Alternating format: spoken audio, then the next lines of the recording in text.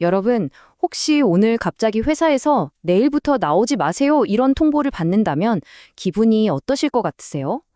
상상만 해도 정말 아찔하죠? 오늘은 실제 있었던 판례를 가지고요. 이렇게 황당한 상황에서 우리 권리를 어떻게 지킬 수 있는지, 그리고 아주 중요한 해고 예고 수당을 100% 받아내는 법에 대해서 확실하게 알려드릴게요. 자, 이 문장 한번 보세요. 당신 해고는 정당했으니까 그 돈 다시 뱉어내세요.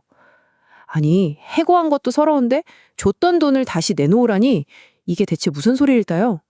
지금부터 이 기가 막힌 소송의 주인공, 바로 김 씨의 이야기 속으로 한번 들어가 보겠습니다. 여기에 아파트 관리소장으로 정말 성실하게 일하시던 김 씨라는 분이 계셨어요. 그런데 어느 날 입주자 대표 회장이 웬 낯선 사람이랑 같이 찾아와서는 이렇게 말을 하는 거예요. 이분이 후임이니까 업무 인수인계 좀 해주세요. 뭐 당분간 같이 일하다가 그만두는 걸로 하죠. 이게 무슨 말이죠? 정확히 언제 그만두라는 건지 날짜도 콕 집어 알려주지 않은 채로 말이에요. 정말 황당하지 않나요?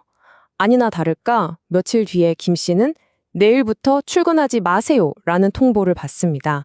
김 씨가 너무 억울해서 항의를 하니까 회사 측에서 그제서야 해고 예고 수당이라는 이름으로 한 달치 월급을 줬어요. 김 씨는 뭐 이걸로 문제가 다 해결됐다고 생각했죠. 하지만 이야기는 여기서 끝나지 않았습니다. 진짜 사건은 바로 몇 달 뒤에 터지고 맙니다. 네, 바로 그 전 직장에서 김 씨한테 소송을 건 겁니다. 세상에, 자기들이 실수로 돈을 줬으니까 받았던 해고예고 수당을 다시 돌려달라고 말이죠. 결국 이 어이없는 사건은 법정까지 가게 됩니다.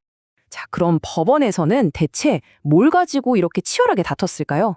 이 사건의 가장 큰 핵심 쟁점, 그건 바로 제대로 된 해고 예고가 도대체 뭐냐? 바로 이 문제였습니다. 이 화면을 보시면 양쪽 주장이 정말 팽팽하게 맞서죠. 회사는 뭐라고 했냐면 후임자한테 업무 인수인계 하라고 말했잖아요. 그게 바로 해고 예고였어요. 라고 주장을 한 거죠. 반면에 김 씨는 아니 정확히 몇 월 며칠에 그만두라고 날짜를 콕 집어 말해주지 않았잖아요. 그건 법적으로 유효한 예고가 아닙니다. 라고 맞선 겁니다. 자, 여러분이 보시기엔 누구 주장이 더 맞는 것 같으세요? 회사는 여기서 멈추지 않았어요. 일종의 플랜 B를 가동한 거죠. 혹시라도 법원에서 해고 예고가 아니라고 할까봐 설령 그랬다 해도 그 돈은 우리가 실수로 준 거니까 부당이득이다. 그러니까 당연히 돌려받아야 한다라고 주장했어요. 심지어 만약에 만에 하나 돈을 줘야 한다면 식대 같은 각종 수당은 싹 빼고 순수한 기본금만 계산해서 줘야 한다고까지 나왔습니다. 정말 치밀하죠? 자, 이렇게까지 회사가 나왔는데 과연 법원의 판단은 어땠을까요? 결론부터 딱 말씀드릴게요. 법원은 바로 김 씨의 손을 들어줬습니다. 자, 그럼 이제부터 법원이 왜 김 씨의 편을 들어줬는지 그 명쾌한 이유들을 하나씩 뜯어보겠습니다. 이 판결의 가장 깊은 곳에는요, 근로자의 생계를 지켜주려는 우리 법의 아주 중요한 원칙이 담겨 있습니다. 바로 이 원칙입니다. 근로자의 생계는 보호받아야 한다. 생각해보세요. 해고는 한 사람, 그리고 그 가족의 생계가 걸린 정말 중대한 문제잖아요. 사실 회사와 개인 사이에는 힘의 차이가 있을 수밖에 없죠.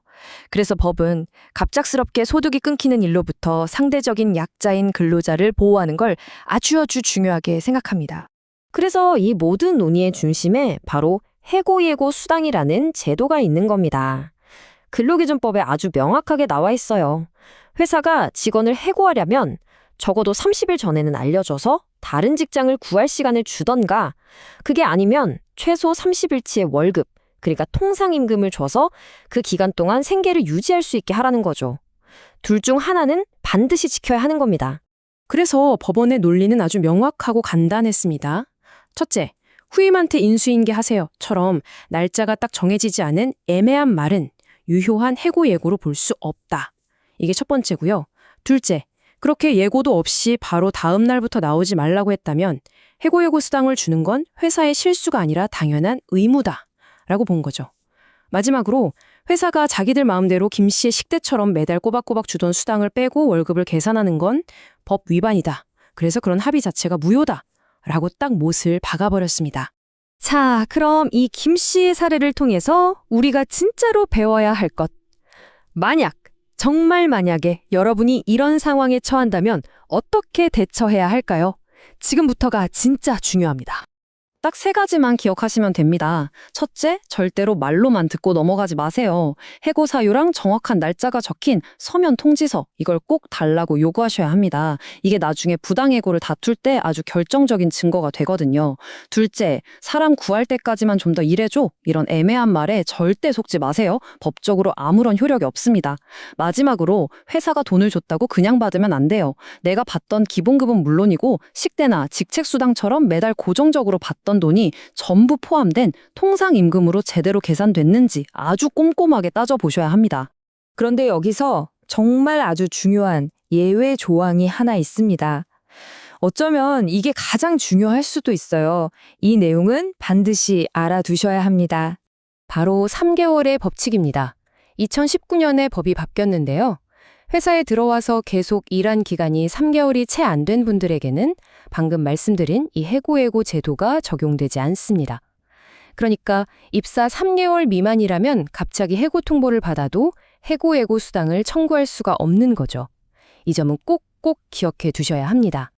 자, 오늘 이야기의 마지막이자 가장 중요한 핵심 메시지를 짚어볼 시간입니다. 사실 오늘 알려드린 이 모든 정보를 아는 것보다 더 중요한 게 하나 있습니다. 바로 이 유명한 법언이죠. 법은 권리 위에 잠자는 자를 보호하지 않는다. 아무리 우리를 위한 좋은 법이 있어도 정작 내가 내 권리가 뭔지 모르고 그걸 주장하지 않으면 아무 소용이 없다는 뜻입니다. 김 씨가 자신의 권리를 정확히 알고 있었기에 그 부당한 요구에 맞서 싸우고 이길 수 있었던 것처럼 말이죠. 오늘 이 이야기를 통해 여러분은 부당한 상황에서 나 자신을 지킬 수 있는 아주 중요한 법률 상식 하나를 얻으셨습니다. 내 권리를 아는 것, 여러분, 이게 바로 세상에서 가장 강력한 무기입니다. 이제 그 무기를 사용할 준비 다 되셨나요?